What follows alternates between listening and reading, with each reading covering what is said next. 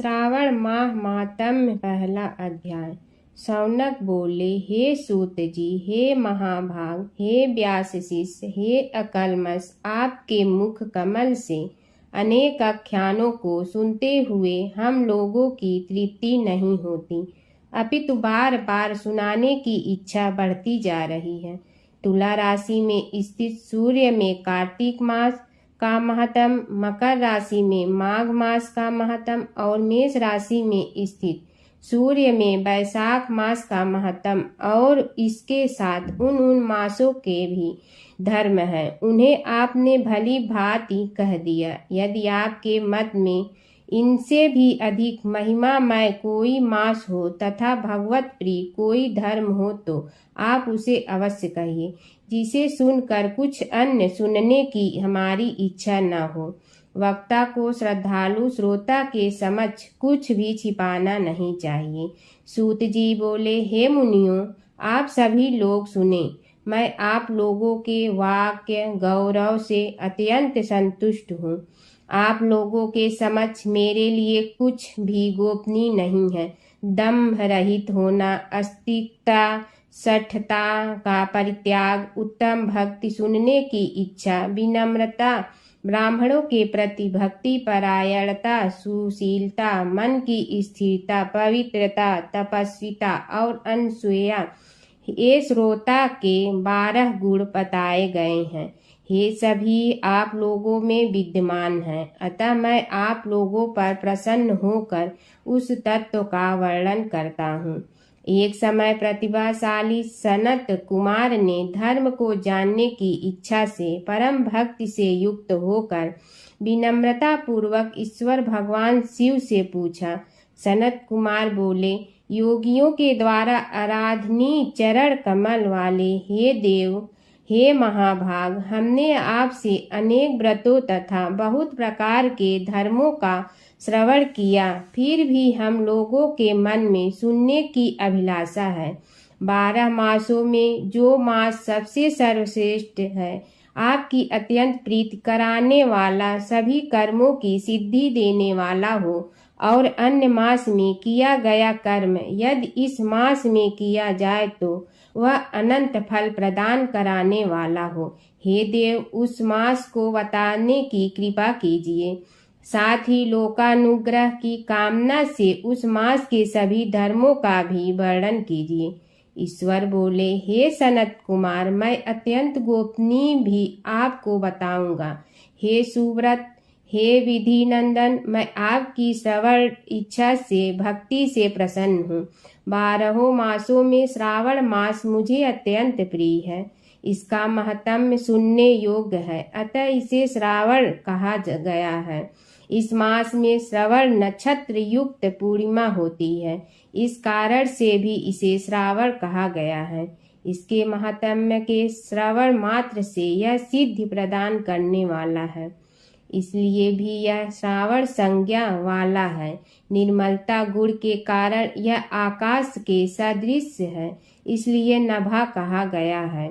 इस श्रावण मास के धर्मों की गणना करने में इस पृथ्वी लोक में कौन समर्थ हो सकता है।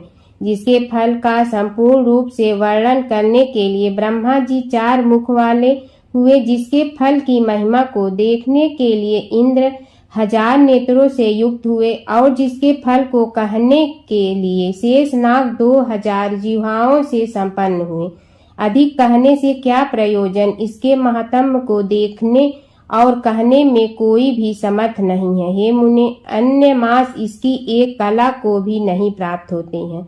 यह सभी व्रतों तथा धर्मों से युक्त है। इस महीने में एक भी दिन ऐसा नहीं है जो व्रत से रहित दिखाई देता हो। इस माह में प्रायः सभी तिथियां व्रत युक्त हैं। इसके महात्म्य के संदर्भ में मैंने जो कहा है वह केवल प्रशंसा मात्र नहीं है। अर्थो जिज्ञासुओं, भक्तों, अर्थ की कामना करने वाले, मोक्ष की अभिलाषा रखने वाले और अपने अपने अभिष्ट की आकांक्षा रखने वाले चारों प्रकार के लोगों, ब्रह्मचर्य, गृहस्थ, वानप्रस्थ, संन्यास आश्रम वाले को इस श्रावण मास में व्रता अनुष्ठान करना चाहिए। सनत कुमार बोले, हे भगवान, हे सत्तम, आपने जो कहा कि इस मास में सभी दिन एवं तिथियां व्रत रहित नहीं हैं, तो आप उन्हें मुझे बताइए। किस तिथि में और किस दिन में कौन सा व्रत होता है? उस व्रत का अधिकारी कौन है? उस व्रत का फल क्या है? किस किस ने उस व्रत को किया? उसके उद्यापन की विधि क्या है? प्रधान पूजन कहाँ हो और जागरण करने की क्या विधि है?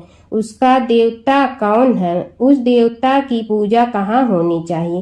पूजन सामग्री क्या क्या होनी चाहिए और किस व्रत का कौन सा समय होना चाहिए? हे प्रभु, वह सब आप मुझे बताएं। यह मास आपको प्रिय क्यों है? किस कारण यह पवित्र है? इस मास में भगवान का कौन सा अवतार हुआ? यह सभी मासों से श्रेष्ठ कैसे हुआ? और इस मास में कौन कौन धर्म अनुष्ठान के योग्य हैं? हे प्रभु, यह सब बताएं। आपके समक्ष मुझ अज्ञानी का प्रश्न करने में कितना ज्ञान हो सकता है, अतः आप संपूर्ण रूप से बताएं। हे कृपालु, मेरे पूछने के अतिरिक्त भी जो शेष रह गया हो उसे भी लोगों के उद्धार के लिए कृपा करके बताएं। रविवार, सोमवार, भौमवार, बुधवार, बृहस्पतिवार, शुक्रवार और शनिवार के दिन जो करना चाहिए, हे विभो, वह सब मुझे बताइए। आप सबके आदि में आविर्भूत हुए हैं, अतः आपको आदि देव कहा गया है। जैसे एक की विधि बाधा से अन्य की विधि बाधा होती है, वैसे ही अन्य देवताओं के अल्प देवत्व के कारण आपको महादेव माना गया है। तीनों देवताओं के निवास स्थान पीपल वृक्ष में सबसे ऊपर आपकी स्थिति है। कल्याण रूप होने के कारण आप शिव हैं और पाप समूह को हरने के कारण आप हर हैं। आपके आदि देव होने में आपका शुक्ल वर्ण प्रमाण है, क्योंकि प्रकृति में शुक्ल वर्ण ही प्रधान है, अन्य वर्ण विकृत है। आप कर्पूर के समान गौर वर्ण के हैं, अतः आप आदि देव हैं। गणपति के अधिष्ठान रूप 4 दल वाले मूलाधार नामक चक्र से ब्रह्मा जी के अधिष्ठान रूप 6 दल वाले स्वाधिष्ठान नामक चक्र से और विष्णु के अधिष्ठान रूप 10 दल वाले मणिपुर नामक चक्र से भी ऊपर आपके अधिष्ठित होने के कारण आप ब्रह्मा तथा विष्णु के ऊपर स्थित हैं। यह आपकी प्रधानता को व्यक्त करता है। हे देव, एकमात्र आपकी ही पूजा से पंचायतन पूजा हो जाती है, जो कि दूसरे देवता की पूजा से किसी भी तरह संभव नहीं है। आप स्वयं शिव हैं। आपकी बाईं जांघ पर शक्ति स्वरूपा दुर्गा, दाहिनी जांघ पर गणपति, आपके नेत्र में सूर्य तथा हृदय में भक्तराज भगवान श्री हरि विराजमान है। अन्न के ब्रह्म रूप होने तथा रास के विष्णु रूप होने और आपके उसका भोक्ता होने के कारण, हे ईशान, आपके श्रेष्ठत्व में किसे संदेह हो सकता है? सबको विरक्त की शिक्षा देने हेतु आप शमशान में तथा पर्वत पर निवास करते हैं। ऐसा महर्षियों ने कहा है। जगत का संहार करने वाला हलाहल को गले में किसने धारण किया? महाप्रलय की कलाग्नि को अपने मस्तक पर धारण करने में कौन समर्थ था? संसार रूप अंधकूप में पतन के हेतु कामदेव को किसने भस्म किया? आप ऐसे हैं कि आपकी महिमा का वर्णन करने में कौन समर्थ है? एक तुच्छ प्राणी मैं करोड़ों जन्मों में भी आपको प्रभाव का वर्णन नहीं कर सकता, था आप मेरे ऊपर कृपा करके मेरे प्रश्नों को बताइए। दूसरा अध्याय। ईश्वर बोले, हे महाभाग, आपने उचित बात कही है। हे ब्रह्मपुत्र, आप विनम्र, गुणी, श्रद्धालु तथा भक्ति संपन्न श्रोता हैं। हे अनघ, आपने श्रावण मास के विषय में विनम्रता पूर्वक जो पूछा है उसे तथा जो नहीं भी पूछा है वह सब अत्यंत हर्ष तथा प्रेम के साथ मैं आपको बताऊंगा।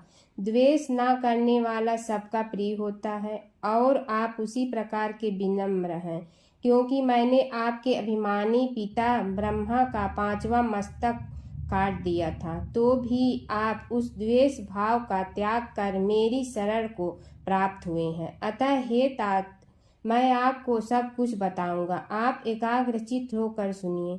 हे योगिन, मनुष्य को चाहिए कि श्रावण मास में नियम पूर्वक नक्त वक्त करें और पूरे महीने भर प्रतिदिन रुद्राभिषेक करें। अपनी प्रत्येक प्रिय वस्तु का इस मास में त्याग कर देना चाहिए। पुष्पों, फलों, दातों, तुलसी की मंजरी तथा तुलसी दलों और बेल पत्रों से शिव जी की लक्ष्य पूजा करनी चाहिए। 1 करोड़ शिवलिंग बनाना चाहिए और ब्राह्मणों को भोजन कराना चाहिए। महीने भर धारण, पारण, व्रत अथवा उपवास करना चाहिए।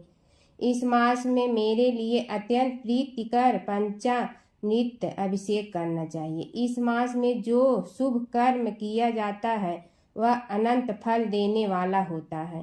हे मुनि, इस माह में भूमि पर सोए ब्रह्मचारी रहे और सत्य वचन बोले। इस मास को बिना व्रत के कभी व्यतीत नहीं करना चाहिए। फलाहार अथवा अविष्यात्र ग्रहण करना चाहिए। पत्ते पर भोजन करना चाहिए। व्रत करने वाले को चाहिए कि इस मास में शाक का पूर्ण रूप से परित्याग कर दे। हे मुनि श्रेष्ठ, इस मास में भक्ति युक्त होकर मनुष्य को किसी न किसी व्रत को अवश्य करना चाहिए। सदाचार परायण, भूमि पर शयन करने वाला, प्रातः स्नान करने वाला और जितेंद्रिय होकर मनुष्य को एकाग्र किए गए मन से प्रतिदिन मेरी पूजा करनी चाहिए। इस मास में किया गया पुरुष चरण निश्चित रूप से मंत्रों की सिद्धि करने वाला होता है। इस मास में शिव के षडाक्षर मंत्र का जाप अथवा गायत्री मंत्र का जप करना चाहिए और शिव जी की प्रदक्षिणा, नमस्कार तथा वेद पारायण करना चाहिए। पुरुष सूक्त का पाठ अधिक फल देने वाला होता है। इस मास में किया गया ग्रह यज्ञ, कोटि होम, लक्ष्य होम तथा अयुत होम शीघ्र ही फलीभूत होता है और अभीष्ट फल प्रदान करने वाला होता है। जो मनुष्य इस मास में एक भी दिन व्रतहीन व्यतीत करता है वह महाप्रलय पर्यंत घोर नरक में वास करता है। यह मास मुझे जितना प्रिय है उतना कोई अन्य मास प्रिय नहीं है।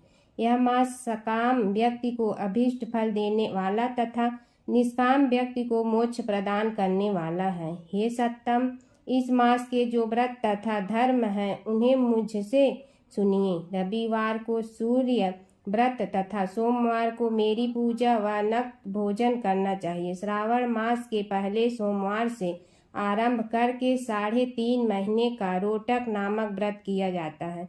यह व्रत सभी वांछित फल प्रदान करने वाला है। मंगलवार को मंगल गौरी का व्रत, बुधवार व बृहस्पतिवार के दिन इन दोनों वारों का व्रत, शुक्रवार को जीवंतिका व्रत और शनिवार को हनुमान तथा नरसिंह का व्रत करना बताया गया है। हे मुनि, अब तिथियों में किए जाने वाले व्रतों का श्रवण करें। श्रावण के शुक्ल पक्ष की द्वितीय तिथि को औदुंबर नामक व्रत होता है। श्रावण के शुक्ल पक्ष की तृतीय तिथि को गौरी व्रत होता है। इसी प्रकार शुक्ल की चतुर्थी तिथि को दुर्वा गणपति नामक व्रत किया जाता है। हे मुनि, उसी चतुर्थी का दूसरा नाम विनायकी चतुर्थी भी है। शुक्ल पक्ष में पंचमी तिथि नागों के पूजन के लिए प्रशस्त होती है।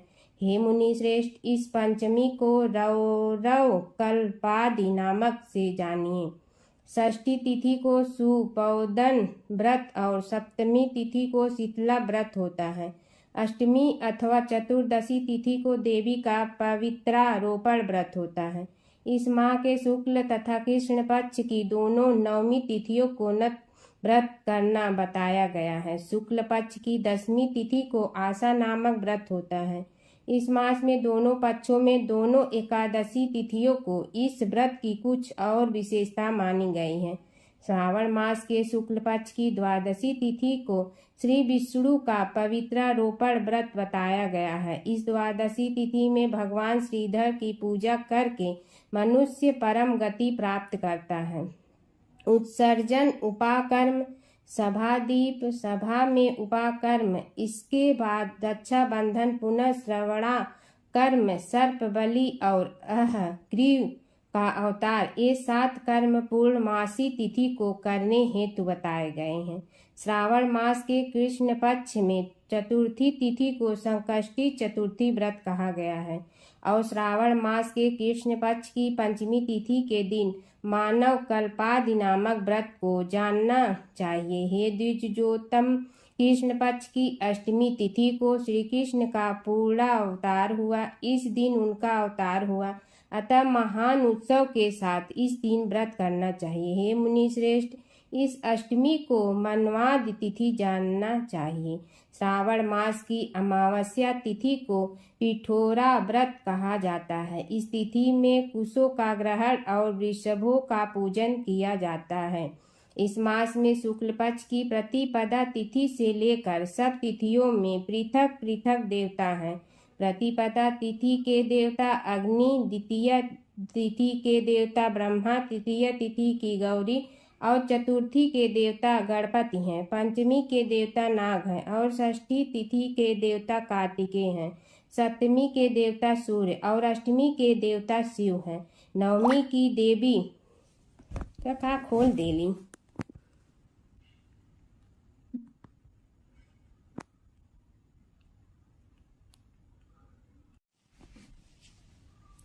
सप्तमी के देवता सूर्य और अष्टमी के देवता शिव हैं। नवमी की देवी दुर्गा, दशमी के देवता यम और एकादशी तिथि के देवता विशेष देव कहे गए हैं। द्वादशी के विष्णु तथा त्रयोदशी के देवता कामदेव हैं। चतुर्दशी के देवता शिव, पूर्णिमा के देवता चंद्रमा और अमावस्या के देवता पीतर हैं। ये सब तिथियों के देवता कहे गए हैं। जिस देवता की जो तिथि हो उस देवता की उसी तिथि में पूजा करनी चाहिए। प्रायः इसी मास में अगस्त का उदय होता है। हे मुने, मैं उस काल को बता रहा हूँ, आप एकाग्रचित्त होकर सुनिए। सूर्य के सिंह राशि में प्रवेश करने के दिन से जब 12 अंश 40 घड़ी व्यतीत हो जाती है तब अगस्त का उदय होता है। उसके 7 दिन पूर्व से अगस्त को अर्घ्य प्रदान करना चाहिए। 12 मासों में सूर्य पृथक पृथक नामों से जाने जाते हैं। उनमें से श्रावण मास में सूर्य गभस्ती नाम वाला होकर तपता है। इस मास में मनुष्यों को भक्ति संपन्न होकर सूर्य की पूजा करनी चाहिए। हे सत्तम, 4 मासों में जो वस्तुएं वर्जित हैं उन्हें सुनिए। श्रावण मास में साग तथा भाद्र में दही का त्याग करना चाहिए। इसी प्रकार आश्विन में दूध तथा कार्तिक में दाल का परित्याग कर देना चाहिए।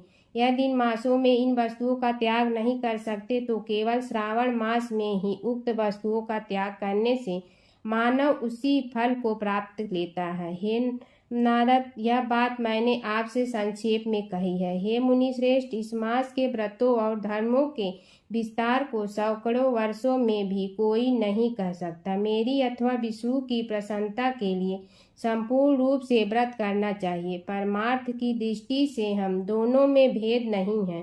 जो लोग भेद करते हैं वे नरकगामी होते हैं। अतः हे सनत कुमार, आप श्रावण मास में धर्म का आचरण कीजिए।